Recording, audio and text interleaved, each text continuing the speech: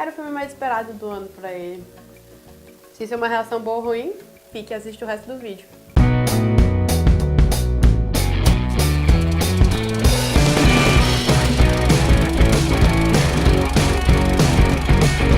Sejam bem-vindos, cinéfilos de plantão, a mais um TV Imaginando. E antes de qualquer coisa, não se esqueça de se inscrever no canal, clicar no sininho para receber notificação de vídeo novo e, é claro, curtir o vídeo. O filme da semana, Alita, Anjo de Combate, uma adaptação do mangá de Yukito Kishiro. A trama se passa no século 26, 300 anos depois de uma guerra que dizimou o mundo, deixando apenas a cidade de Zalan como a única cidade flutuante restante, e embaixo dela a Cidade de Ferro. Durante sua passagem pelo ferro velho da Cidade de Ferro, o Dr. Dyson Ido encontra os restos de uma robô que parece ser criada de tecnologia lendária que não existe mais no planeta.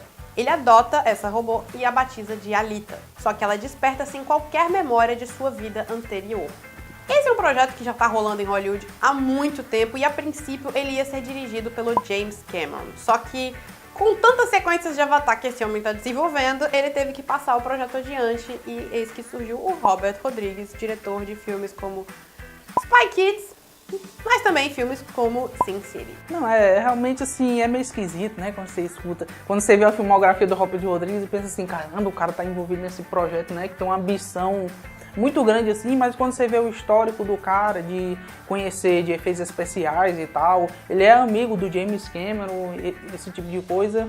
E assim, eu acho que o mais importante pra mim é que o James Cameron, ele sempre mostrou um amor, um apego a essa personagem, assim, a esse mangá, e ele continuou mostrando mesmo passando a mão da direção pro Robert Rodrigues, né? Mas ele vem aqui não só como produtor do filme, mas ele também é um dos roteiristas. E eu não vou, infelizmente vai ser sempre aquele negócio, a gente vai sempre tentar imaginar como o filme teria sido nas mãos originais. Mas assim, vamos começar falando sobre os prós do Robert Rodrigues na direção. Assim, eu acho que os prós do Rodrigues na direção é que claramente ele consegue se adaptar a um projeto que tem, digamos assim, um tom e elementos muito diferentes do que ele está acostumado a fazer. Assim, eu acho que esse filme aqui mostra que ele vai além daquele tipo de cineasta assim que você consegue reconhecer as coisas, para alguém que tecnicamente realmente entende o que é o cinema e sabe fazer um filme, sabe, bem resolvidamente. Assim. E eu acho que outro fator que deve ser exaltado aqui é que ele sabe comandar muito bem as cenas de ação do filme. Elas têm peso, por mais que seja um filme com uma classificação baixa, ele tem um impacto violento quando a ação acontece. Você sente o peso de cada golpe, você sente o peso de cada morte que acontece em tela. E eu não sei se, assim, eu acho que outra coisa também que você vê o cuidado aqui é a criação, o desenvolvimento desse mundo. A Cidade de Ferro parece você sente como se fosse um lugar que realmente existe ali há muito tempo. Não parece uma coisa artificial. Tá muito bem construindo esse mundo. Não, pois é, eu acho que tem algumas coisas muito interessantes em relação a esse mundo, que é tipo assim, quando você vê o trailer, você vê logo aquela cidade flutuante, né? Mas você não precisa estar lá para você entender qual é a diferença daqui de baixo para lá para cima, né? Assim, isso é muito interessante. Eu acho que, sabe, você tem que saber desenvolver o mundo de verdade para mostrar, sabe, criar uma curiosidade na expansão daquele universo. E o visual desse filme é digno de Oscar fácil no ano que vem. Do momento em que você é apresentado a Zalan, que você é apresentado à Cidade de Ferro, o visual impressiona, mas quando você vê a Alita pela primeira vez, é um choque, porque você tem a Rosa Salazar, que é a atriz que interpreta a Alita, que foi digitalmente alterada para ter os olhos tradicionais da personagem no mangá. A princípio eu fiquei muito apreensiva com isso, porque se o negócio não é bem feito, você não vai conseguir abraçar a personagem, mas é um negócio que, do primeiro momento em que aparece, textura, iluminação, é de tirar o fôlego. Não, é assim, eu acho que o princípio por mais que a gente tenha esse impacto já no começo do filme em relação aos olhos dela, eu acho que o filme também ele tem muito dessa coisa tradicional dos efeitos especiais, né? Porque é uma ficção científica, então é tecnologia avançada e tal, cidades flutuantes, mas, cara, tipo assim, o cara também tá trazendo algo novo, né? E esse lance dela ter o zoião, né, digamos assim, tipo, o cara já começa com um close-up dela abrindo os olhos, assim, acordando, o cara é sensacional.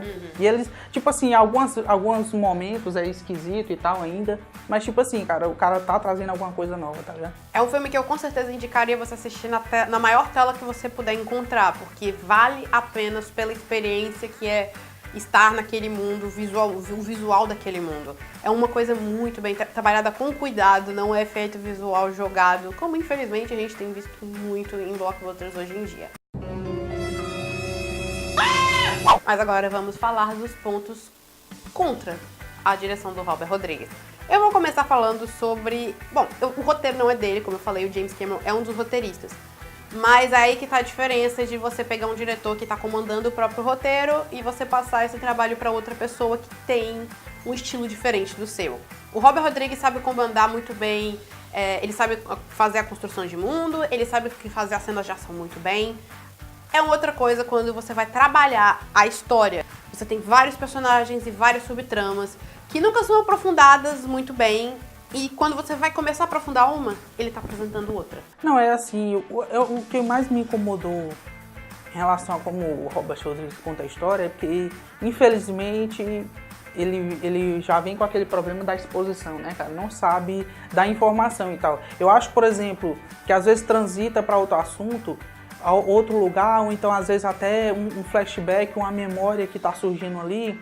E ele, infelizmente, ele se escora um pouquinho do jeito tradicional de colocar aquele flashback, aquele momento, aquela transição e tal. Ele podia ter se arriscado um pouco mais, ter sido um pouco mais dinâmico. E algumas exposições desajeitadas, do tipo... Estou vendo que você está usando a camiseta do Dragon Ball Z. Você usou ela no dia em que fomos assistir o filme e tal, e tal, e tal, e tal. É uma coisa desajeitada desse tipo. Muitas vezes o roteiro apela para esse tipo de exposição para poupar tempo. Mas como ele tá tentando fazer muitas coisas ao mesmo tempo... É como se você cortasse qualquer vínculo emocional que você possa ter com aquela história, porque o filme tá muito apressado em terminar essa trama pra começar a próxima. Não, agora eu vou defender um pouco o filme assim, porque eu concordo com esse seu exemplo de exposição que ele deu. O problema é que tem a oportunidade certa de você receber aquela informação, que ao invés dele ter deixado só ali, não, ele quis garantir com a pessoa falando, E sabe? você entendeu. Bom, como a gente mencionou antes, a Rosa Salazar interpreta a Alita. E eu acho que ela teve um trabalho muito difícil aqui, porque ela teve que ser... Foi um trabalho inteiro de captura de movimentos. Ela tá no set, mas ela tá coberta de efeitos visuais. Mas graças a Deus os efeitos fazem um bom trabalho. E eu acho que a Rosa Salazar consegue criar uma protagonista com bastante personalidade, que consegue ser uma protagonista que é frágil quando precisa ser frágil e forte quando precisa ser forte. E ela impressiona nesses momentos de força. Assim, eu acho que uma coisa muito importante é quando um personagem tão, digamos assim, artificial faz você esquecer um pouco e ver a emoção ali sendo transmitida através daquilo. E uma coisa importante também é que, assim, se você procurar, assim, featurettes, esses extras, essas coisinhas, você vai ver que a Rosa Salazar ela tá fazendo muito mais com aquele personagem do que parece, assim. O elenco, assim, tem alguns grandes nomes aqui, o Christoph Waltz, a Jennifer Connelly, o Mahershala Ali. E, infelizmente, a gente não tem muito o que falar sobre eles, porque, assim, são mal utilizados. Eu acho que o Christoph Waltz faz uma boa figura paterna. Não, eu gostei muito da relação de pai e filha, assim. Eu acho que eles deram uma recuada um pouco pra não ficar tão apressada essa relação e tal, que pode ser expandido nos outros filmes, mas pra mim já me convenceu, assim. Acho que a Jennifer Connelly, por exemplo, ela só precisava de um pouco mais de tempo, assim, só pra ficar um pouquinho mais redondinho, sabe? Assim, só um pouquinho. E o Mahershala Ali, eu não sei, eu acho que ele... Só o jeito como ele se senta, assim, as poses que ele faz, pra mim já me convence. É o cara que tá ali pra parecer legal, mas não faz muita coisa, tipo, é pra garantir que você vai olhar pro elenco e você vai reconhecer as pessoas que estão lá. Mas os mais conhecidos são os que fazem menos aqui. Fique de olho na Rosa Salazar mesmo. E aí a gente vai porque eu acho o grande problema desse elenco, que é o Kian Johnson, que interpreta aqui meio que o interesse amoroso da Alita. E eu acho que é um grande problema porque o filme, a importância dele, o peso dele na história foi muito maior do que eu tava esperando. E ele é um atorzinho bem fraco. Não é, assim, eu acho assim, sei lá, eu acho que improvisando agora, assim, se eu tivesse que dizer mais ou menos qual é o problema dele, é que às vezes parece que ele tá tentando ser bobo, igual o Tobey Maguire, sabe, do Homem-Aranha, ao mesmo tempo que ele tem que ter uma malandragem do James Franco, sabe, assim, sabe?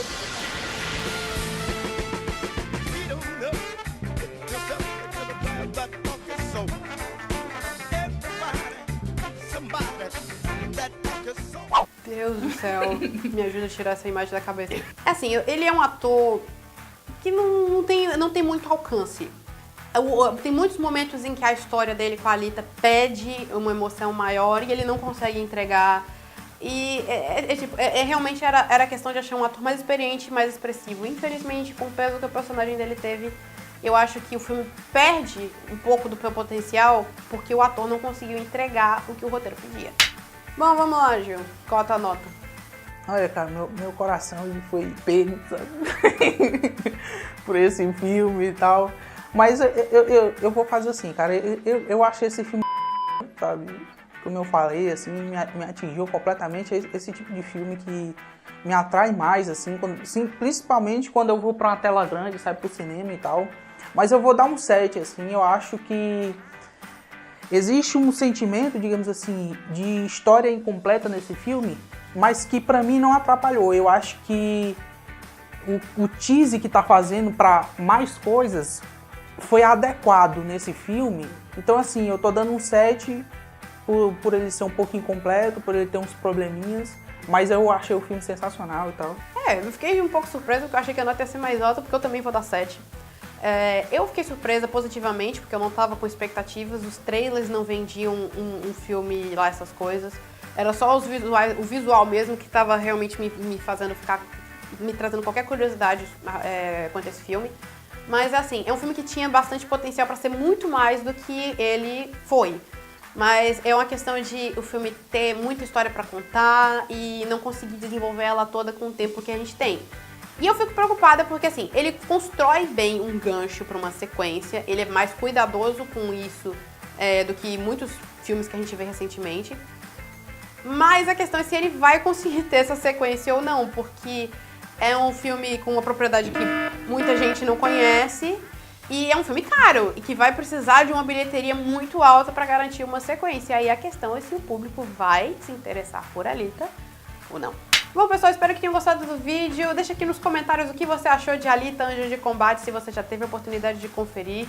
Mais uma vez, não se esqueça de se inscrever no canal, clicar no sininho para receber notificação de vídeo novo e, é claro, curtir o vídeo.